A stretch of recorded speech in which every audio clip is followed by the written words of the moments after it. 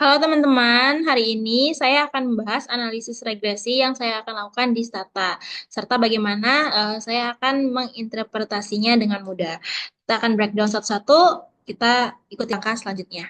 Oke, yang pertama saya akan share statanya. Di sini ini adalah tampilan statanya. Yang akan saya lakukan pertama-tama lagi adalah saya akan menyimpan file statanya. Ini filenya ada di pojok kiri atas. Kita klik, lalu kita masuk ke log, begin, kita klik bagian begin di sini, lalu kita save, simpan. Nah, ini datanya sudah tersimpan ya teman-teman. Lalu selanjutnya saya akan pindah ke Excel terlebih dahulu untuk mengcopy data yang telah saya pilih sebelumnya. Di sini ada eh, ROE, current ratio, sama asset turnover. Lalu saya kembali pada data, setelah saya copy, sini data editor. Kita masukkan datanya yang telah saya copy tadi di Excel, kita Ctrl V atau kita paste, lalu kita pilih bagian treat first row as variable names. Kita klik, datanya sudah muncul. Lalu selanjutnya kita tutup data di sini, data editor.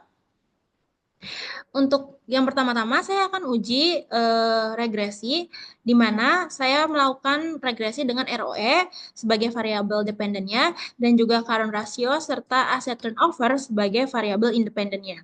Lalu saya akan menuliskan rumusnya di comment, itu adalah reg.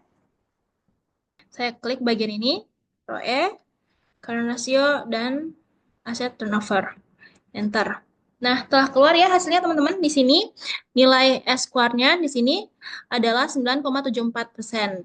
Dan di sini ada uji F-nya di atas 0,5 yaitu 0,773 ya teman-teman. Di mana secara ini tidak terlalu kuat dalam menjelaskan hubungan variabel independen dan ROE. Lalu selanjutnya saya akan masuk pada uji normalitas. Setelah uji yang pertama itu adalah uji regresi. Uji normalitas digunakan untuk menguji apakah residual dari regresi memiliki distribusi normal. Rumus pertama-tama adalah predict, res, koma, R. Oke, ini rumusnya predict, res, R. Enter. Lalu saya tulis SKTest, tes.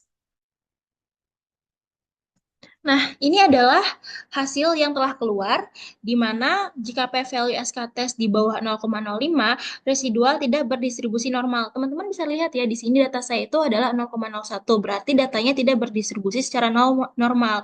Nah, salah satu asumsi penting bahwa data error trend atau residual, kita akan ceknya menggunakan graph box. Nah, graph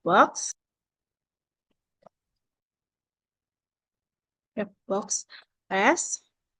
Nah, dapat dilihat ya teman-teman dari graph box sini bahwa ada dari sekitar 90 sampai minus 40, lalu ada bagian di sini 60 sampai 90 residual yang dimana karena error turn kita perlu membuang outlier. Nah, kita tutup, kita short dulu terlebih dahulu, short res, enter. Lalu kita masuk di data editor tadi, data tempat awal kita memasukkan datanya ya teman-teman. Lalu di res kita pilih data, kita short terlebih dahulu, short data, kita pilih bagian ini. Oke. Lalu selanjutnya adalah kita buang outlier yang menjadi penyebab datanya menjadi tidak normal ya teman-teman. Tadi kita sudah diperlihatkan pada graph box yang membantu kita di mana sih terjadinya anomali-anomali yang membuat datanya tidak normal.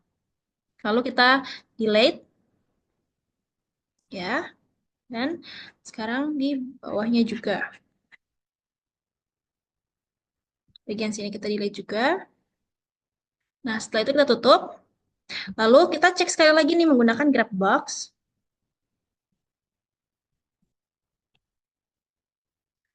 Graph box res. Nah, bisa kita lihat ya di graph box res ini bahwa datanya tuh sudah normal, tidak ada lagi anomali-anomali, tidak ada residual yang berpencar di sini dan tidak ada lagi error term. Nah, tapi kita belum bisa membuktikan nih, karena kita belum melakukan uji normalitas SK-test. Apakah benar bahwa datanya sudah normal atau sudah di atas 0,05? Kita tutup. Oh ya teman-teman, ini tadi jangan lupa dihapus ya residual yang ada di sini. Kita hapus terlebih dahulu, kita pilih dan kita hapus. Kita hilangkan outliernya. Lalu kita predict, predict crash, koma R,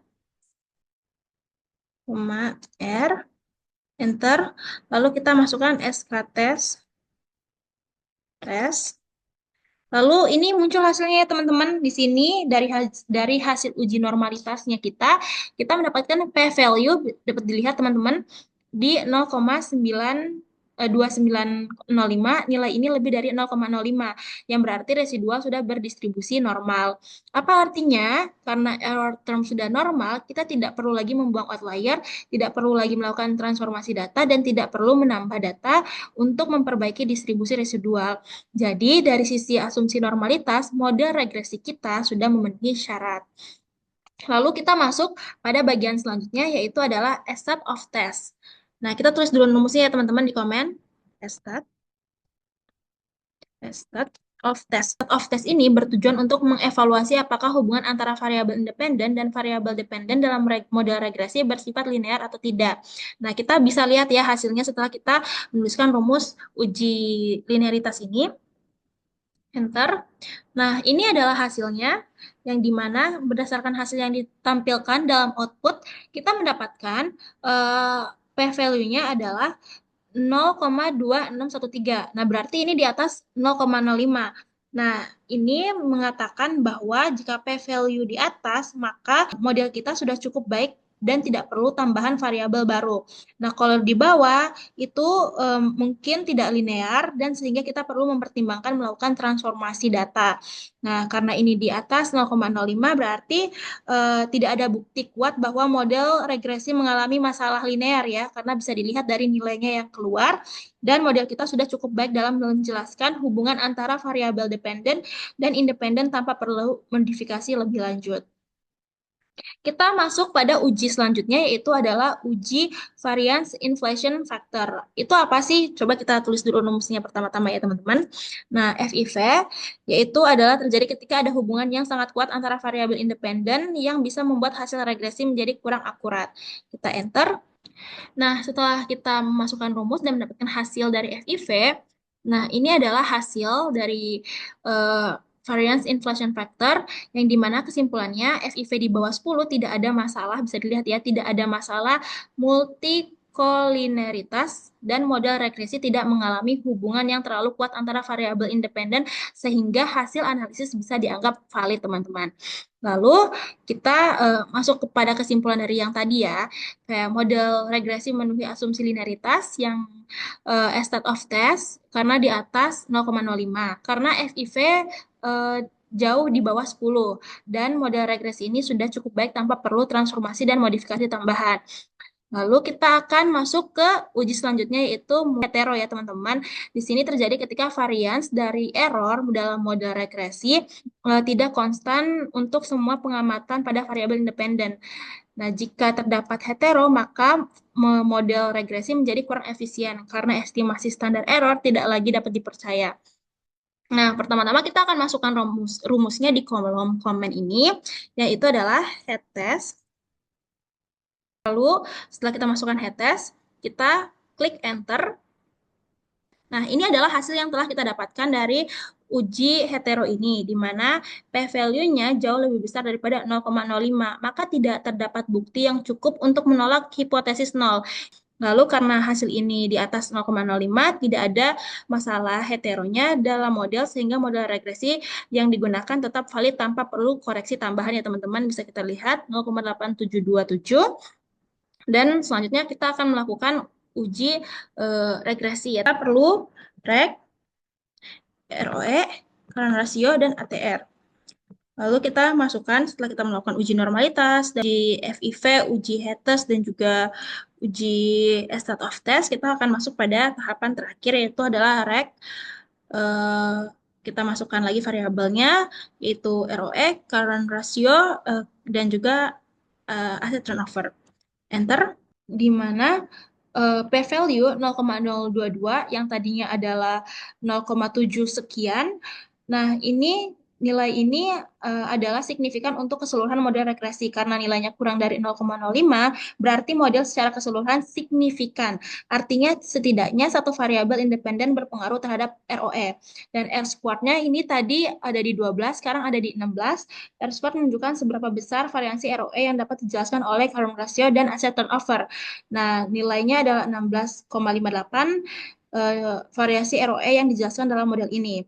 Dan juga ada Edgeworth Square yang ada pada 12,60%. Dan juga kita bisa lihat ya di bagian sini teman-teman, ada bagian p-value untuk current ratio ini menunjukkan bahwa current ratio tidak memiliki menunjukkan signifikan dalam mempengaruhi ROE karena p-value-nya lebih besar dari 0,05. Ini ada di 168. Nah, di sini untuk p-value di sini p-value untuk current ratio berada pada 168. Ini menunjukkan bahwa current ratio tidak signifikan dalam mempengaruhi ROE karena p-value lebih besar dari 0,05. Ini 168, artinya perubahan current ratio tidak memiliki dampak nyata pada ROE. Lalu untuk asset turnover, nilainya ini lebih kecil daripada 0,05, berarti asset turnover terhadap ROE semakin tinggi. Semakin tinggi aset turnover, semakin besar pula kemungkinan ROE meningkat. Koefisiennya di sini, koefisiennya positif ya. Jika koefisien regresi positif, maka hubungan antara variabel independen dan dependen adalah searah. Ini variabelnya naik, maka dependennya juga naik. Jika koefisien regresinya negatif, maka hubungan berlawanan arah. Jika variabelnya independennya menaik, maka variabel dependennya turun ya teman-teman.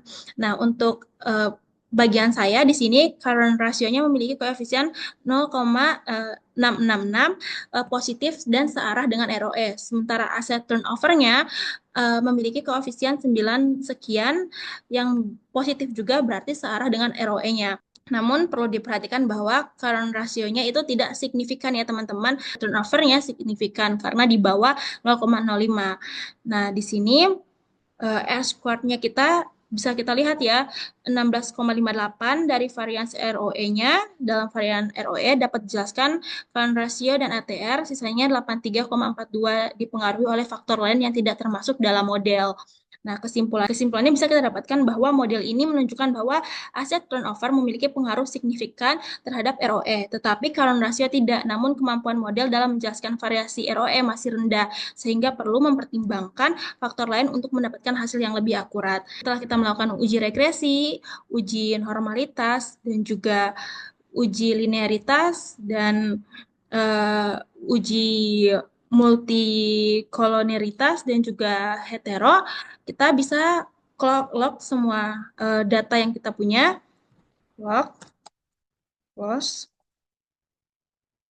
Nah, sekian penjelasan dari saya. Terima kasih.